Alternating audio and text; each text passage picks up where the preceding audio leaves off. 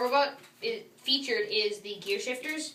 So we can have a whole bunch of attachments on the robot, not operating by that one motor, but then we can just shift into the gear, and then it'll operate that one attachment by the motor.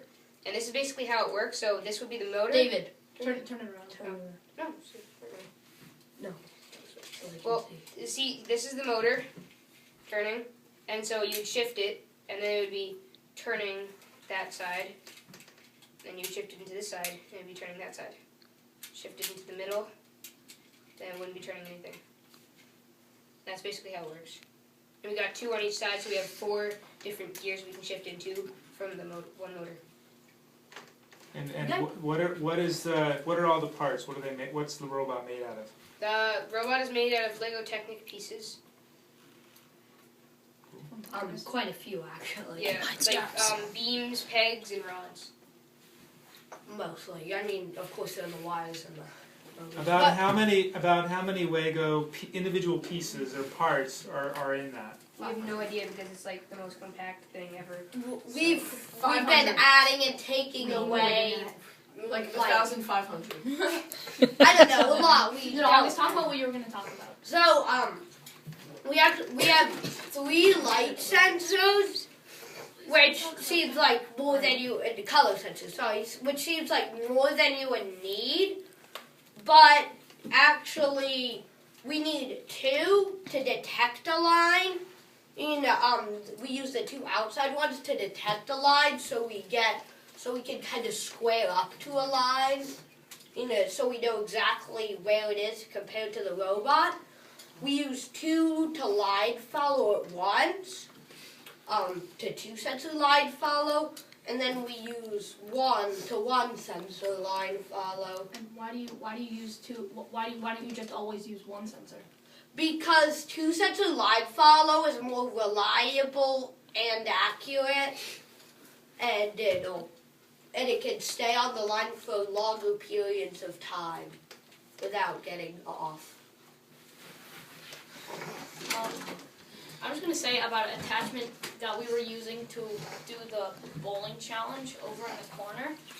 We had sort of a plow, much like this, and then this attachment at the top where we would put a yellow ball. It was actually over here, but it's sort of like a little basket that we hold the ball in, and basically we use the plow to push all of the pins into one area, because they're sort of spread out along a triangle-shaped area.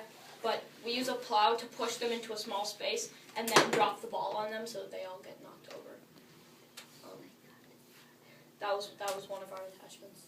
That is sort of working right now. It was like, so here we have another attachment. We tried to make a lot of our attachments multifunctional, so they do a lot of challenges. And so this one uses a lot of rubber bands. And so here it has a trigger, and when you pull the trigger, it releases this here, which makes this swing out and do the dog there. Let's show them something. I just ripped these off the board. So it drives up here, and it triggers that little catch there. I don't know if you can see it, but it's that thing. And August. When it runs, I don't know how this actually works, but and that causes that to flip out. And then in once in a while, it just has to be in the right position. Yeah, okay, let's try that again. But the whole point of hitting this right here is because we can pull the dog back to base as long as the first movement has been caused by this little thing right here. So by hitting that, passively, it will let us take the dog back quicker. Okay, wait, let's try this again. See if it works. And then back up. August, you have to let go. so it would work ideally. Yeah. Alright. So this is Guys, move this way farther out of the way. another one of our attachments. It's a pneumatic attachment, which basically means if you pump this up, it stores like pressure, air pressure in this tank. It's pumped up. And this is for that lifter over there. And we use pneumatics because it's pretty hard to lift.